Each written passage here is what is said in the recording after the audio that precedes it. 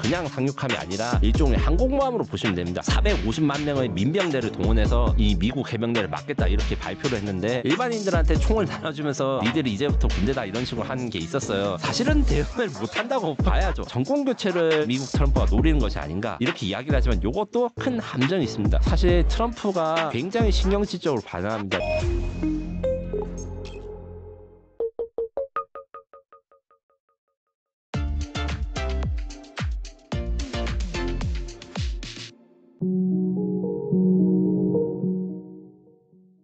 김민석 특파원님 모셨습니다. 안녕하세요. 안녕하세요. 네, 김민석 특파원님 모시고 또 최근에 전쟁까지는 아닌데 이 전장을 앞두고 있는 새로운 긴장감이 돌고 있습니다. 바로 이 미국 트럼프 행정부가 이 베네수엘라 앞에 뭐 미국 군대를 배치하고 있다, 뭐 조만간 전쟁이 일어날 수도 있다, 공격을 할 수도 있다 이런 식의 보도가 나왔습니다. 왜 갑자기 트럼프는 이 베네수엘라와 갈등을 빚는 걸까요?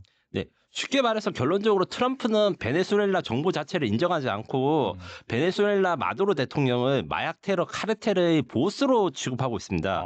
그래서 카르텔 디라솔라라고 태양의 카르텔의 두목이 마두로 대통령이다. 얘는 대통령을 인정할 수 없다. 이렇게 지목했고 현상금이 붙어 있어요. 마두로 대통령한테 원래 2,500만 달러의 현상금이 있는데 최근에 5천만 달러로 인상을 했습니다. 그리고 여기에서 이제 같이 이제 마두로가 왜 이렇게 문제냐, 얘가 그 마약 카르텔이 하는 이유는 트럼프가 베네수엘라가 미국으로 유입되는 펜타닐과 코카인 밀수의 대부분이 담당하고 얘들을 조져야지 미국의 마약 문제가 해결된다. 이런 식으로까지 이야기하기 때문에 이번 군사력 투입 문제가 드러난 것입니다. 아무래도 그 마약이라는 그런 또 이슈가 있기 때문에 또 이런 식의 긴장감이 고조되고 있다라고 볼 수가 있는데, 그렇다면은 트럼프의 주장대로 베네수엘라가 진짜 미국 마약 유입의 온상이라고 볼 수 있을까요? 솔직히 말씀드리면 많이 무리한 주장이다. 예, 요 정도로 평가할 수 있고요. 아예 개연성이 없는 건 아니지만은 좀 너무 확대 해석했다 그렇게 볼 수 있는 건가요, 그러면? 예, 그래서 제가 보고서라든가 미국 자료들을 조금 찾아봤는데 솔직히 말하면 왜 이렇게 이야기를 하지 좀 의문이 듭니다. 무슨 말이냐면 미국 정부 공식 데이터에서 미국으로 마약이 가장 많이 유입된 국가 멕시코와 과테말라입니다. 그도 그렇게 멕시코와 과테말라는 미국과 국경이 바로 맞닿아 있고 베네수엘라는 한참 떨어져 있거든요. 베네수엘라에서 마약이 유입되기 쉽지 않습니다. 실제로 2018년 기준에 미국 정부 CCDB라는 기관에서 마약이 어디에서 와서 유통되는가 이런 자료에 따르면 베네수엘라를 통한 코카인 양은 이제 연간 200에서 250톤인데 이게 어느 정도냐? 사실 200에서 250톤도 엄청난 수량이에요. 대한민국 기준에서는. 네네. 대한민국 1톤만 들어가도 진짜 난리가 납니다. 그런데 멕시코, 과테말라, 그중에 과테말라 같은 경우에는 1년에 1,400톤. 이야. 그래서 이제 단순 숫자만으로는 이제 과테말라의 4분의 1에서 5분의 1, 심하면 6분의 1 수준의 이제 마약의 그 유입통로다. 그래서 마약이 가는 건 맞는데 훨씬 더 큰 애들이 많다. 그래서 이제 그 미국 언론들은 이렇게 표현하더라고요. 그 미국 전체에 유입되는 코카인의 10% 미만만이 베네수엘라에서 오는 건데, 아니 40% 50% 유입되는 걸 먼저 잡아야지 왜 10%를 잡는가, 이런 식의 비난 주장이 있고, 그래서 같은 주장이라면 사실 군대를 멕시코나 과테말라로 먼저 보내야 되는데 멕시코랑은 최근에 이제 관세 협상이나 이런 데서 많이 이야기를 하고 갈등을 하는데 쉽게 던지지 못하는 것 같아요. 요게 대해서 제가 좀 알아보는데 트럼프가 멕시코 대통령에 대해서 이제 굉장히 비난도 많이 하고 이제 관세 협상에서 불리하게 하는데 그 트럼프가 또 엄청나게 심하게 하지 못한 또 다른 이유가 있습니다. 그 뭐냐면 멕시코를 때리고 싶은데 때릴 수 없는 이유. 트럼프 역시 히스패닉계의 지지를 많이 받습니다. 옛날에는 이제 트럼프 얘기 때는 트럼프는 뭐 백인들만 그다음 노동자 이렇게 하는데 히스패닉계도 이번에 이제 트럼프 이민 정책에 또 찬성하는 사람들이 꽤 많아서 무작정 멕시코에 대해서 폭격을 하겠다 이렇다 해서 이제 그 트럼프의 지지층이 오지 않거든요. 그래서 적당하게 톤을 조절해야 되는 부분이 있다. 이렇게 말씀을 하더라고요. 그리고 펜타닐 같은 경우에도 펜타닐 원료 사실 다 중국에서 들어온 다음에 멕시코나 미국 현지에서 생산을 정제를 해서 하기 때문에 펜타닐도 베네수엘라에서 온 양이 거의 없다. 그래서 마약 문제 때문에 베네수엘라랑 싸우는 혹은 거기에 대해서 비난하는 것 자체가 너무 이상하다. 이렇게 이야기를 하고 있습니다. 그 미국의 진짜 의도는 무엇인지 좀 뒤에 있다가 좀 살펴보도록 하고, 자, 어쨌거나 이렇게 군사적 긴장감이 돌고 있는 상황인데, 그렇다면은 미국이 실제로 이 베네수엘라에 투입하려는 군사력은 어느 정도 수준인가요? 네, 지금 미국이 공개한 전력은 총 6척의 군함이고 3척이 이제 전투함, 3척이 상륙함입니다. 알레이버크급 이지스 구축함이라고 해서 대한민국의 세종대왕함, 정조대왕함과 비슷한 7,000톤급 이상의 그 구축함이 있는데 요게 3척 USS 그레벌리, USS 제이슨 더넴, 그다음에 USS 샘슨 이렇게 있는데 요 3척만 해도 대한민국 이제 해군 전력의 한 10% 정도는 넘습니다. 그리고 여기다가 상륙함 그리고 핵추진 공격 잠수함, 그리고 P8 포세이돈 해상 초계기가 있는데 요 중에서 특히 이제 좀 걱정을 하거나 사람들이 이게 전쟁이 나는 거 아닌가 고민하는 게 상륙함이에요. 상륙함이 이제 3척 USS 이오지마, USS 샌안토니오, USS 포트 로더데이 여기에 해병대 4,000에서 4,500명이 탑승해서 베네수엘라 해안 근처에 있는데 여기서 간단하게 상륙함 이야기를 하자면 상륙은 말 그대로 이제 바다에서 땅으로 병사들을 올려보내는 그런 역할을 하는데 이 중에서 USS 이오지마 같은 경우에는 그냥 상륙함이 아니라 일종의 항공모함으로 보시면 됩니다. F-35B 스텔스 전투기 10여 대를 탑재하고 그다음에 상륙 작전도 가능해서 요 정도 병력일 경우에는 이제 여단급 이상 뭐 이렇게 하는데 요걸로 요 정도 수준의 상륙함 전력만으로도 사실 대한민국 그 해군 전체의 상륙 능력을 능가하는 수준이라서 이렇기 때문에 이제 정말 트럼프가 베네수엘라랑 전쟁을 하나 이런 이제 걱정이 많은 것도 사실입니다.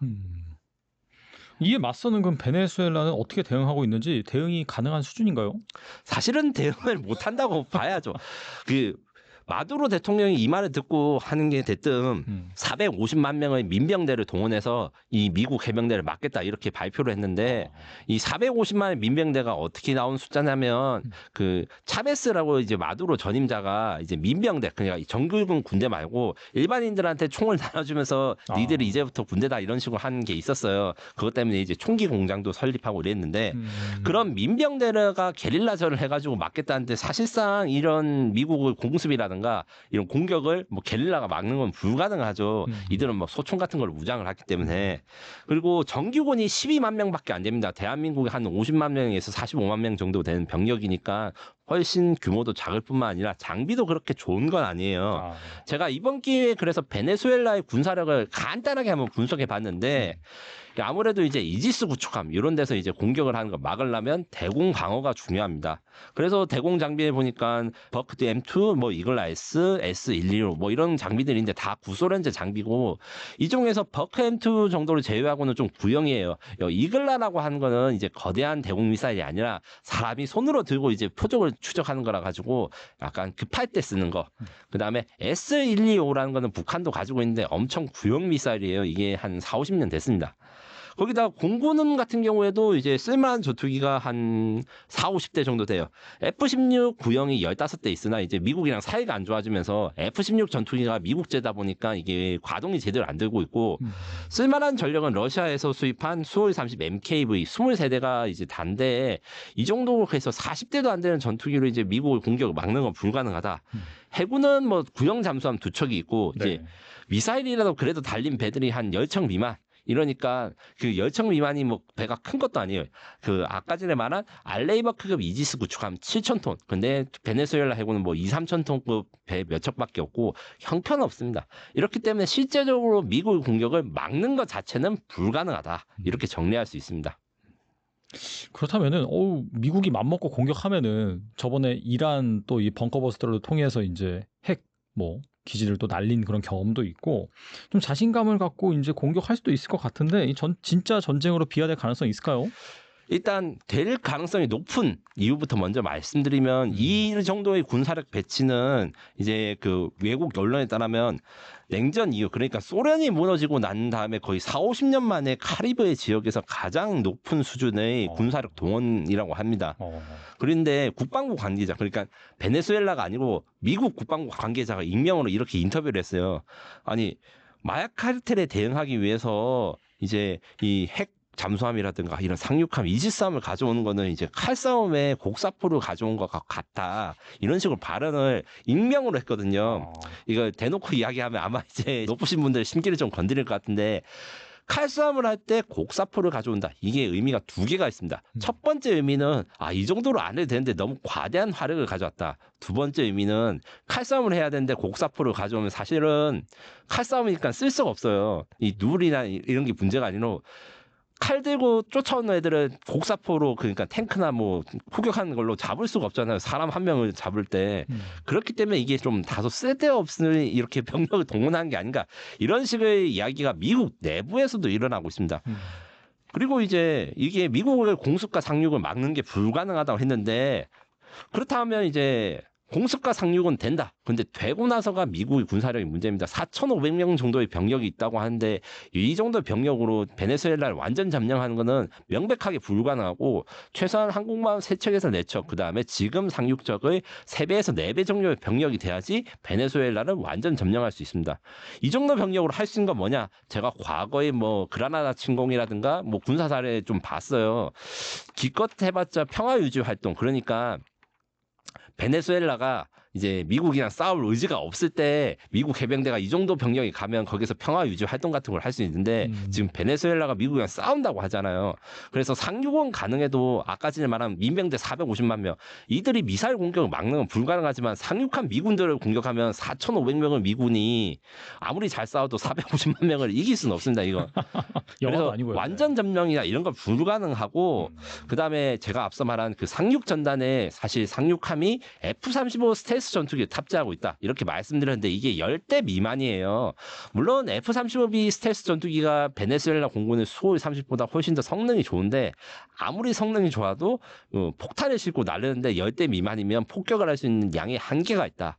그리고 이지스 구축함이 좋은 구축함이긴 한데 여기에 탑재되는 토마호크 지상공격 미사일을 다 합쳐봤자 한 척에 한 10발에서 20발 미만 탑재하거든요. 그래서 4, 50발 정도의 미사일이 탑재되는데 이 정도의 수량은 뭐냐? 이란이 이 정도의 수량은 미국이 이란을 폭격할 때 B2 폭격기가 폭격한 양보다 훨씬 작아요. 그리고 벙커버스터 기능 이런 것도 없습니다. 그리고 또 이런 문제가 있어요. 이게 상륙 작전이라는 게 두 가지 종류가 있습니다. 제가 아까 전에 평야 유지군 뭐 이렇게 했는데 저기 나랑 싸울 생각이 없어가지고 그냥 항구가 모자라서 이제 바닷가에다 상륙하는 거 이런 걸 행정 상륙이라 하고 그 라이언 일병 구하기 이런 데 보시면 이제 노르망디에서 상륙 작전을 했는데 적들이 공격이 쏟아지는 데서 막 억지로 상륙을 해가지고 막 살아남고 이거를 강습 상륙이라고 해요. 즉 그러니까 전투를 하는 상태의 상륙 작전인데 사실은 미국이 가장 최근에 강습 상륙을 성공한 사례가 거의 없어요. 대부분 다 평화 유지 아니면 이제 공군 공습을 사용해서 저항이 없을 때 상륙을 해요. 왜냐?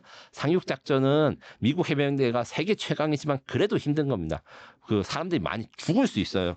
그렇기 때문에 이게 결국에는 기껏 해봤자 마약 카르텔을 죽이거나 아니면 뭐 마약 농장 같은 걸 폭격하고 이런 건 가능하겠지만 이걸로 이제 베네수엘라의 전부 다를 점령하거나 전면전을 하는 것은 완벽하게 불가능합니다. 그렇다면은 여전히 그 해소되지 않은 의문이 그 트럼프 대통령은 왜 이렇게 사실상 전쟁이 불가능한 그런 상황에서도 그런 병력을 대치를 시켰을까? 분명히 압박을 통해서 얻어내는 목적이 있을 것 같은데 그 무엇일까요? 지금 트럼프의 대외 정책이라든가 군사적 행동 이런 거 생각했을 때 항상 특징이 있습니다. 뭐 자기가 이제 자랑스러워하기 때문에 좀 말에 어폐가 있지만 전쟁을 일으키지 않는다. 뭐 민주당은 맨날 전쟁을 일으키지 않는다 이런 식으로 이야기를 하는데 이게 참 논리적으로 허점이 많은데 그렇다 해가지고 전면적으로 부정하기도 어려워요. 트럼프가 전면전을 일으킨 적은 없다. 그다음 이란을 폭격한 사건, 요것도 어떻게 보면 이제 트럼프가 나선 이유가 자기가 나서지 않으면 이스라엘이 이란에 핵 공격을 가하지 않을까 이런 데 우려가 있거나 아니면 이스라엘과 이란의 전면전을 막기 위해서 내가 대신했으니까 이스라엘 보고 더 이상 싸우지 마라 이런 식으로 했던 태도가 어느 정도 있거든요. 물론 여기에 대해서 이제 트럼프는 공개적으로 밝히지 않아요. 이렇게 밝히면 또 타코라고 놀리니까. 그래서 너무 자신감이 넘치는 발언을 하지만 이제 실제적으로는 그렇게 해서 막 깡패같이 뭐 모든 전 세계를 폭격하거나 이런 건 아니잖아요. 관세로 뭐 전 세계를 괴롭히긴 있지만 네. 그렇기 때문에 지금 동원한 병력이 많긴 하지만 앞서 말씀드린 대로 전면 전쟁이 불가능하다. 그래서 군사 작전의 한계는 암살 정도의 좀 한계라고 생각을 하고 그 특정 지역을 상징적으로 점령해서 그 베네수엘라의 특정 지역을 자기 컨트롤 안에 놓았다. 요 정도까지는 가능하다. 이것 때문에 지금 미국 언론에서 이제 왜 이렇게 병력을 동원하느냐 해서 지금 주된 이론은 사실 레짐 체인지설입니다. 레짐 체인지라는 게 뭐냐면 정권을 바꾸겠다. 마두로 정권을 끌어내고 새 정부를 만들겠다 이런 건데 그 백악관 대변인 중에 이제 아주 젊으신 분이 있어요. 캐롤라인 레빗이라는 분인데 이거는 앞서 말한 대로 이분이 대놓고 마두로 정권은 합법적인 정부가 아니라 베네수엘라의 그 마약 카르텔 테러범 중에 하나다 이렇게 명시를 했고 이 말인즉슨 합법적인 정부는 그럼 어디 있느냐 없거든요. 그래서 합법적인 정부로 정권 교체를 미국 트럼프가 노리는 것이 아닌가 이렇게 이야기를 하지만 이것도 큰 함정이 있습니다. 정권 교체해봤자 대안이 없어요. 그 물론 지금 병력보다 더 많은 병력을 하거나 뭐 아니면 베네수엘라 내부에 마두로를 무력화하는 반군이 많아가지고 이래 있으면 이제 지금 병력 그러니까 4,500명의 해병대로도 정권을 무너뜨릴 수 있어요. 베네수엘라 안에서 뭐 반대파가 많으면 근데 그렇지 않거든요. 그러면 병력을 많이 세워주면 지금보다 이제 더 많은 병력을 투입하면 베네수엘라의 완전한 정권 교체가 되는가?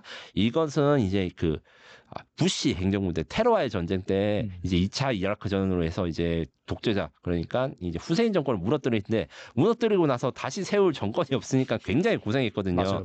그래서 대안이 없습니다. 그래서 또 다른 설로 나오는 게 또 유가 관련 그러니까 기름 문제 때문에 이런 압박을 하는 것이 아닌가 이런 이야기가 있는데 네. 이걸 제가 좀 조사해 봤는데 어떤 분은 그래서 이제 베네수엘라를 이렇게 압박을 하면 유가가 하락하면 인플레이션이 잡아서 이제 미국의 경제, 그래 특히 미국 유권자들의 그 살림살이가 나아지는 거 아닌가 이렇게 말씀하시는 분이 있어서 제가 좀 조사를 해봤어요. 기본적으로 그 만약에 실제로 정권 교체를 한다고 하면 정권 교체 되기까지 성공을 해도 6, 7년 이상이 걸리는데 그 6, 7년 이상이 되는 동안 국제 유가는 땅을 칩니다. 그 요동을 합니다. 왔다 갔다 이제 장난이 아닙니다. 왜냐하면 나라가 안정화되는데 그렇게 시간이 짧게 걸리지 않아요. 그거는 우리가 2001년에 테러의 전쟁 때 그 유가 폭등하고 이런 걸로 다 경험을 해봤거든요. 거기다가 2025년 6월 기준 최신 베네수엘라의 원유 수출량이나 보유량을 조사해 봤는데 일평균 90만 배럴, 92만 배럴에 불과합니다. 이게 어느 정도나 작냐면 베네수엘라가 피크를 찍었을 때 그러니까 이제 차베스 대통령이 있을 땐 300만 배럴까지 하루에 생산을 했는데 지금 기본적으로 나오는 양이 너무 작아요. 요 기름만으로 뭔가 그 물가를 국제 유가를 안정시키거나 이렇게 물가를 안정시켜서 뭐 미국 시민들한테 점수를 따기 어렵습니다. 그래서 제가 생각하는 거는 이 두 가지가 있는데 첫 번째 설은 이제 그냥 중국과 러시아에 대해서 견제 이제 비방송용으로 개인 세일을 논다. 그러니까 마음대로 하지 못하도록 방해를 하거나 아니면 좀 불편한 점을 만들어 가지고 행동에 제약을 준다. 이런 설이 저는 이제 일단 생각해 볼 만합니다. 왜 그러냐면 지금 현재 베네수엘라 석유는 물가에 영향을 주지 않는다 미국에 이렇게 말씀을 드렸잖아요. 그 이유 중 하나가 이미 베네수엘라 석유 수출의 90%는 중국으로 갑니다. 그래서 2025년 6월 기준에 이제 전체 베네수엘라 석유 기준의 90%가 중국 혹은 중국인 트레이더가 사가는 물량이에요. 그래서 베네수엘라를 공격하게 되면 이제 유가 생산이 줄어들면 피해를 어디가 보냐? 중국이 받습니다. 거기다가 이제 2025년 4월 올해 3월에 트럼프가 베네수엘라산 원유 수입국에 25% 관세 부과를 발표했거든요. 그래서 니네들은 베네수엘라를 그림을 수입하지 마 이렇게 딴 나라들한테 협박을 했기 때문에 그래서 그때 당시에 이미 10% 이상 국제 유가가 급등을 했거든요. 그런 거 생각하면 지금 실제로 공격을 한 걸 하면 여기서 다시 더 유가가 올라가는데 대신에 미국 고객 그러니까 미국 공장들은 이 베네수엘라산 원유를 쓰지 않고 중국 공장들이 베네수엘라산 원유를 쓰니까 중국의 제조업이라든가 산업에는 타격이 올 수 있다. 물론 이제 중국 물품을 수입해가지고 물가를 안정시킨 게 사실 미국 경제니까 미국 물가도 결국 오르겠지만 트럼프는 일단 중국이 힘들어지는 거를 먼저 생각할 수 있다. 이런 게 제가 첫 번째 설이고요. 두 번째 설은 이 일명 타코론과 비슷한 건데 이 타코라는 것에 사실 트럼프가 굉장히 신경질적으로 반응합니다. 이제 트럼프가 옹졸한 사람이다 이런 식으로 이미지를 만들어내는 것을 극도로 혐오하고 이렇게 말하는 사람들에 대해서 용서가 없습니다.